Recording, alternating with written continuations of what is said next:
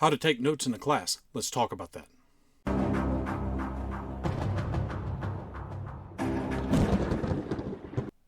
Welcome to the Patriot Training YouTube channel. My name is Clay Howell. I'm the owner and head firearms instructor at Patriot Training.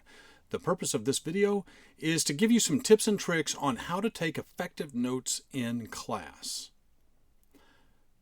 Sometime back, my good friend and multiple-time Patriot Training class alumnus Ricky Zimba asked in a class, he said, "Clay, how do you take notes?" And he pointed out that if he were to write down things that I say, then many times he would have pages and pages of duplicate information. And that is certain because the basics are the basics are the basics, and they don't really change. So how do you take effective notes where you can remember what was said and, more importantly, take note of the things that were done differently, maybe better, maybe not as good, so that you can make yourself better as a shooter, and if you're a fellow instructor, how you can make your classes better? Here are some ways I like to take notes. You can perform a range card on the range. Look at how the range is set up and write and draw and sketch out a range card. That will tell you a lot of information. If you really like to drill, write it down and elaborate on paper why you liked it. The moment that this happens is very important because memories can be fleeting. Sometimes my memory is only as long as my shortest pencil, and I know there's a joke in there somewhere. But the truth remains that, right after that drill, maybe jotting something down that you liked or really disliked about a drill, that's a really good way to make a unique note. Likewise, if you hated a drill, write that down as well. Did the instructor demonstrate things? If so, what additional things did you pick up from the actual demonstration? Did the demo match what was being asked? Did the instructor do something differently? If the demo did not match what was being asked, what methods were used to tell you what to do and how to do it? These things are very critical.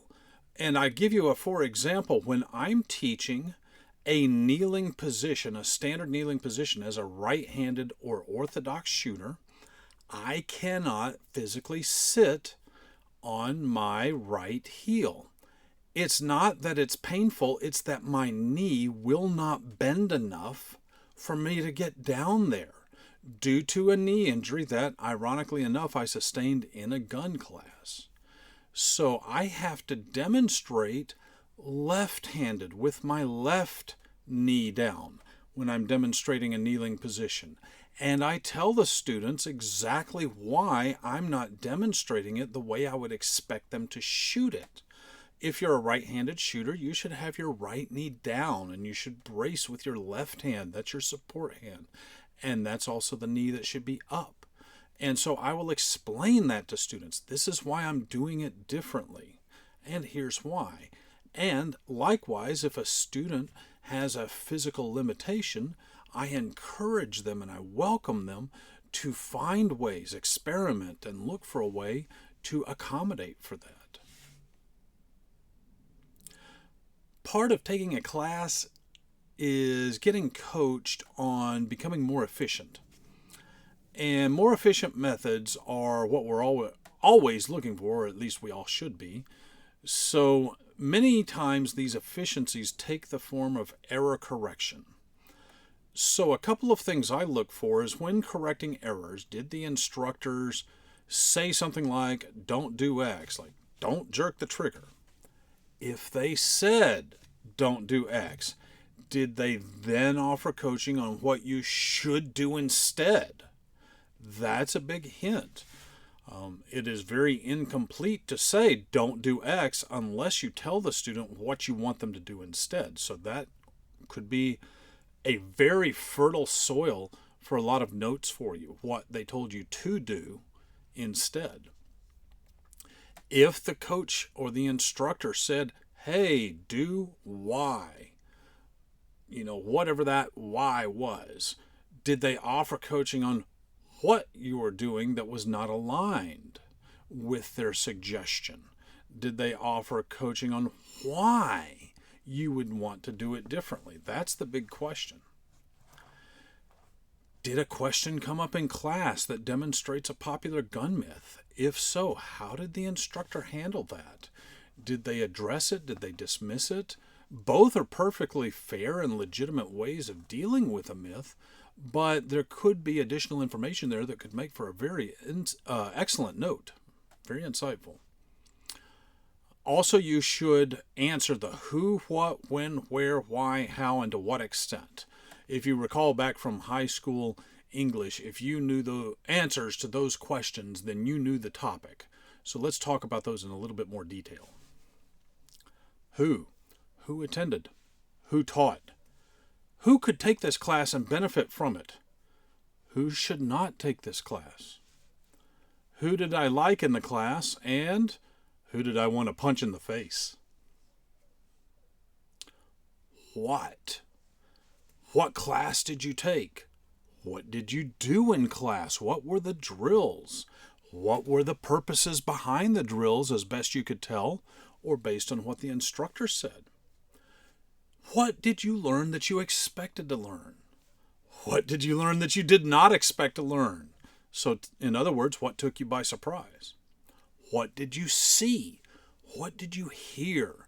What kind of gear did you use? What kind of gear did other participants use? What were you good at? What did you need to work on? What class do you think you'll take next?